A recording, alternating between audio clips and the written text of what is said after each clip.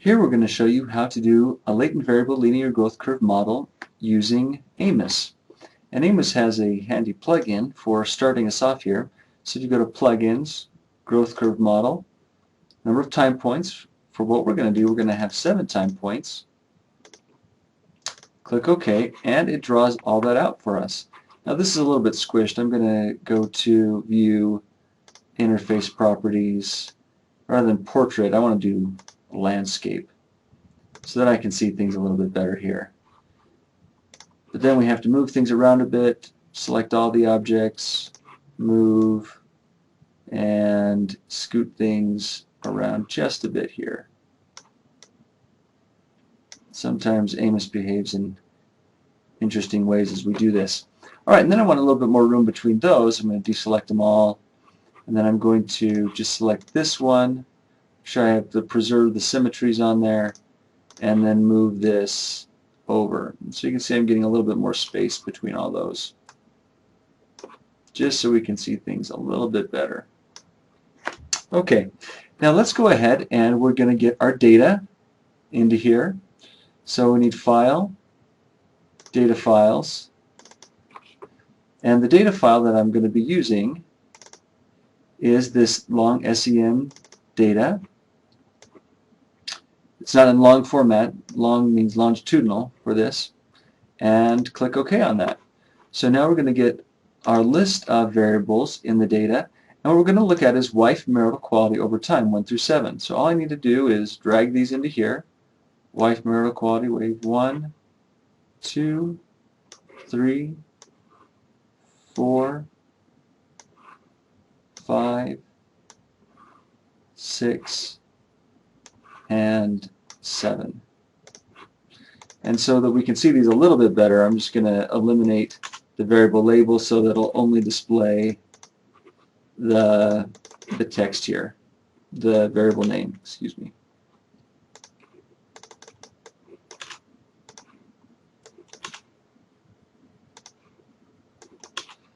Just give us a little bit better view of this.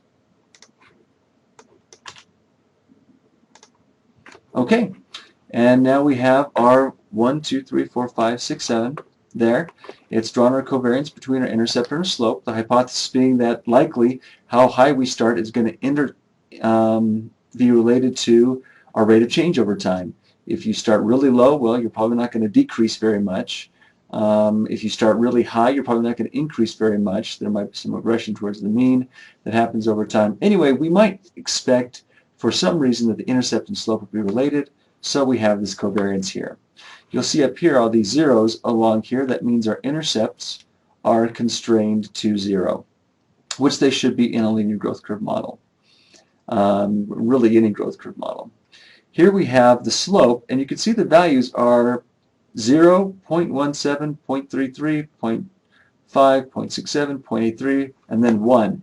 Now, as you know, we usually do 0, 1, 2, 3, 4, and up like that. What this is doing is essentially saying, what is the slope, what is the total amount that this would decrease over this. What we really, though, typically want is, what's the average decrease from one wave to the next wave. This would be, because again, the slope represents the average change for every 1 increase in the slope, and the average change in their variables for every 1 increase in the slope. And here, the 1 is represented by all the waves.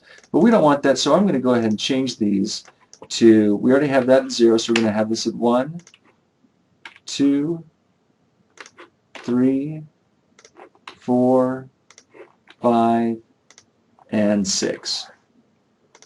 Now, if you had the 0 to 0.17, 0.33, if you had that all in through this, the fit statistics would be the exact same, your intercept would be the exact same, everything would really be the same, except for the interpretation of the slope would be a bit different. Also, in Amos, it assumes that the variance of these errors are the exact same over time. I'm not going to assume that. Most Structural equation modeling programs don't assume that. There's not really any reason to assume that unless you test that later. And so what I'm going to go ahead and do is I'm going to change these to, rather than being var, in other words, being the exact same variance over time, I'm going to change their names just a little bit so that they are different. So that one's going to be var1, the variance here is going to be var2, variance here is var3, var4, var5, var6, and var7. There's really not any reason that we want to constrain those unless we did want to get a more parsimonious model and we tested whether or not the model fit significantly better, or I should say didn't fit significantly worse when we constrain those paths.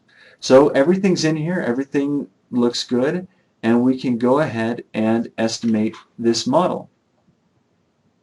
Oh, though we want to make sure that our analysis properties all look right as well. If you were just building this from scratch rather than going through the plugin, this would be unchecked. And so you'd want to check that because we definitely want to estimate the mean of our intercept and slope. Those are the primary parameters here that we are interested in. So let's go ahead and calculate those estimates.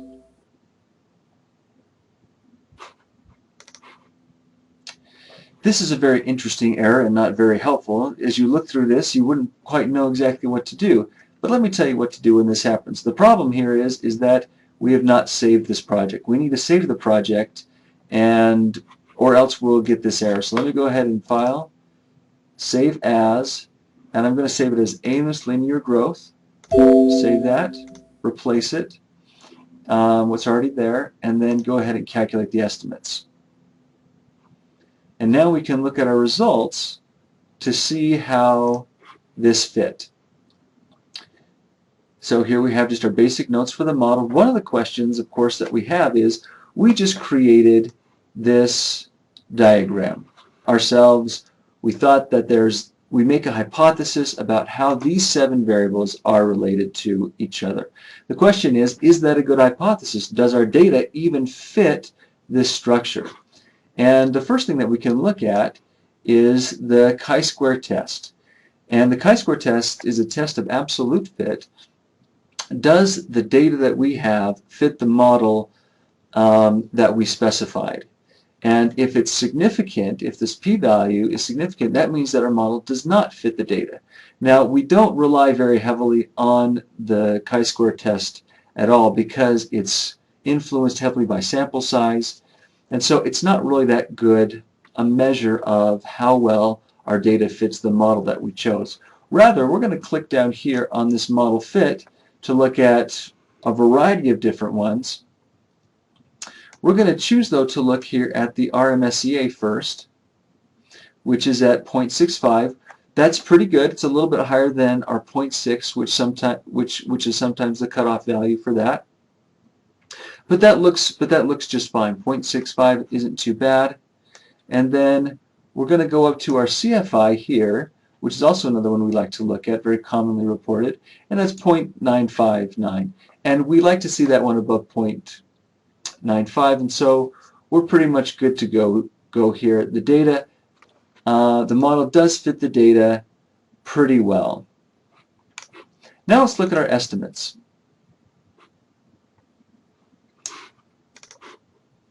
Here in our estimates, you'll see that we have all these things that we specified. So our intercept on marital quality 1, 2, 3, on through, it's all 1. And again, that's what we specified it to be. That's what we constrained it to be. Then, of course, our slope on 1 is 0. Our slope on 2 is 1. Slope on 3, 2, and so on and so forth. And here we have initially our means. And this is really what we're interested in. We want to know whether or not this is changing over time significantly. So our slope here is significant. The p-value is significant and negative. So that means that on average, wives decrease in their marital quality by a factor of 0.052 per wave. So from one wave to the next, on average, they're decreasing at 0.052. And our intercept, remember our intercept is where our slope is 0. Our slope is 0 at marital quality 1. Therefore, the average marital quality at wave 1, our estimated average marital quality at wave 1 is 5.05. Now another important question here is, do people significantly differ on where their starting point is, and also do they significantly differ on where they're going, on their rate of change? We know that some wives probably decrease a lot over time, some probably may increase, some may stay flat in terms of their change over time in their marital quality. But the question is that enough variance that it's significant that we could start predicting that variance? And here we'll look at the variance of the intercept and slope, and we see the estimate of the variance for the intercept, 0.658, estimate of the variance for the slope, 0.021, and both of those are significant. So yes, indeed, there is significant variation in the slope, there's significant variation in the intercept, that we could start now asking questions about, well, why would one person be higher than another in their intercept, or why would somebody decrease a lot over time or not decrease as much over time by predicting the slope. Here you also see we have the correlation between the intercept and the slope, and that is significant as well. It's negative. So you could think of it as the higher the intercept, the more the lower the slope is. So the higher the intercept, because it's negative, the lower the slope is going to be. In other words, they're going to decrease even faster over time. And again, that might be because regression towards the mean. They started out really high, but there might be some other conjectures you might make about why that is, but they are significantly related, and that's important to take into consideration. So that is latent variable growth curve modeling in AMOS, focusing on the linear slope.